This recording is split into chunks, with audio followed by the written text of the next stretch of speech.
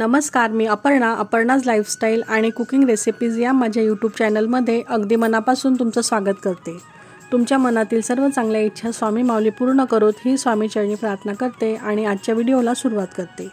गणेश चतुर्थीच्या आदल्या दिवशी म्हणजेच भाद्रपद शुद्ध तृतीयेला हरतालिकेची पूजा आणि व्रत हे केले जाते आणि गणेश चतुर्थीच्या दिवशी आपल्याकडे श्री गणेशांची स्थापना होण्यापूर्वी आपल्याला हरतालिकेची उत्तर पूजा ही करावी लागते। तर मंडळी, आजच्या व्हिडिओमध्ये हरतालिकेची पूजेची योग्य पद्धतीने उत्तर पूजा कशी करावी आणि या पूजेमध्ये वापरलेल्या सर्व साहित्याचे योग्य पद्धतीने विसर्जन कसं करावं याबद्दल सविस्तर माहिती आपण आजच्या व्हिडिओमध्ये जाणून घेणार आहोत। त्यासाठी व्हिडिओ स्किप न करता पूर्ण पहा आणि तुम्ही जर आपल्या चॅनलवर नवीन असाल तर चॅनलला सबस्क्राईब नक्की करा।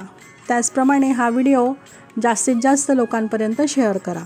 तर मंडळी, हरतालिका व्रताचे देवता भगवान शंकर आणि माता पार्वती हे आहेत, त्यामुळे हरतालिकेचं व्रत सर्वश्रेष्ठ मानले जाते। त्यामुळे अनेक स्त्रिया व कुमारिका हे व्रत आचरण करतात। तर यावर्षी शुक्रवार दिनांक 6 सप्टेंबर 2024 रोजी हरतालिकेचं व्रत हे केलं जाणार आहे आणि त्याची योग्य पद्धतीने उत्तर पूजा दुसऱ्या दिवशी आपल्याला करायची आहे। शक्य तेवढं 12 वाजेच्या आत ही उत्तर पूजा आपण करावी। जर तुम्ही हरतालिकेच्या व्रताप्रमाणे योग्य पद्धतीने उत्तर पूजा व पूजेचं विसर्जन केलं तरच या पूजेचं पूर्ण फळ आपल्याला प्राप्त होतं। पूजेची उत्तर पूजा आणि साहित्याचे विसर्जन कसं करावं ते आपण या व्हिडिओमध्ये पाहणार आहोत। तर या दिवशी सकाळी लवकर उठून स्वच्छ स्नान करावे। ही उत्तर पूजा गणेश चतुर्थीच्या दिवशी आपण करत असतो, त्यामुळे श्री गणेशांची स्थापना करण्याआधी आपल्याला हरतालिकेची उत्तर पूजा ही करून घ्यावी। शक्यतोवर 12 वाजेच्या आत ही पूजा आपल्याला करायची आहे। जिथे तुम्ही पूजा मांडली आहे तिथे सुरुवातीला दिवा लावावा, दीपधूप दाखवावा। आपण जो वाळूचा महादेव केलेला असतो तो सोडून सर्व सखी, पार्वती, श्री गणेश, नंदी यावर आपण हळदी कुंकू अर्पण करावं। सर्व पूजेवर आपण हळदी कुंकू हे अर्पण करायचं आहे। स्वतःलाही हळदी कुंकू लावून घ्यावं आणि महादेवांना भस्म, चंदन हे आपण अर्पण करावं। एखादी बेलपत्रही तुम्ही अर्पण करू शकता। त्यानंतर नैवेद्य दाखवावा। काही ठिकाणी दही भात, कानुले, साखर भात यापैकी एखादी नैवेद्य हा दाखवला जातो। हरतालिकेचा उपवास याच दिवशी आपल्याला सोडायचा असतो, तर त्यातील थोडा प्रसाद रूपी दही भात आपण खाऊन मग उपवास हा सोडायचा आहे आणि नंतर हरतालिकेची व श्री गणेशांची आपण आरती करावी। शेवटी दीपधूप दाखवावा। आपल्याकडून काही कळत नकळत पूजेदरम्यान काही चूक झाली असेल तर क्षमा प्रार्थना ही करून घ्यावी आणि ज्या पाटावर आपण पूजा मांडली होती तो थोडा हलवून घ्यावा आणि त्यानंतर सर्व पूजेचं विसर्जन हे करावं। सर्वात आधी आपण जी पत्री आणि फुलं घेतलेली होती ती आपण उचलावीत आणि विसर्जन करताना पर्यावरणाची काळजी आपण घ्यायची आहे। त्यासाठी शेतात किंवा बागेमध्ये एखादा खड्डा खणून त्यात हे सर्व तुम्ही टाकू शकता किंवा तुमच्याकडे जर झाडं लावलेली असतील तर त्यामध्ये हे टाकता येईल, त्याचं खत हे तयार होईल किंवा तुम्ही एखाद्या मोठ्या झाडाच्या बुंद्याशी हे टाकू शकतात तरीही चालेल।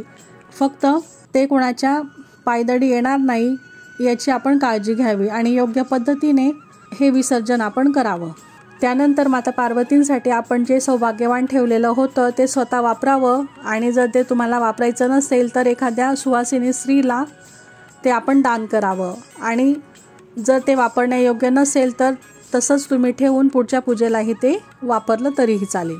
तसेच सखी पार्वतींची मूर्ती जर तुम्ही पूजेमध्ये ठेवली असेल तर ती तशीच ठेवावी। ती पुढच्या वर्षीही तुम्ही पूजेसाठी वापरू शकतात आणि जर खंडित झालेली असेल म्हणजे जर काही ती तुटली फुटली असेल तर तिचंही विसर्जन हे करावं। विड्यावरचं साहित्यही तुम्ही पुन्हा वापरू शकता। पूजेमध्ये फळं ठेवली असतील तर ती प्रसाद म्हणून घरातील मंडळींनी ग्रहण करावीत। गणेश मूर्ती देवघरात जागच्या जागी ठेवावी आणि जर तुम्ही सुपारी घेतली असेल तर तिचंही विसर्जन करावं।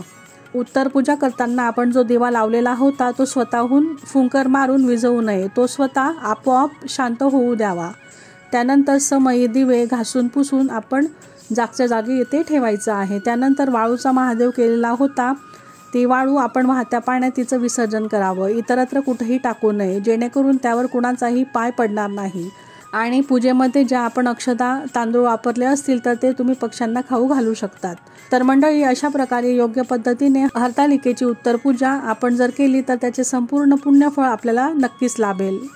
तर अशा प्रकारे तुम्हीही योग्य पद्धतीने उत्तर पूजा ही करावी। तर कसा वाटला आजचा व्हिडिओ, आजची माहिती कमेंट करून नक्की सांगा आणि अशाच माहितीपूर्ण व्हिडिओसाठी चॅनलला सबस्क्राईब नक्की करा।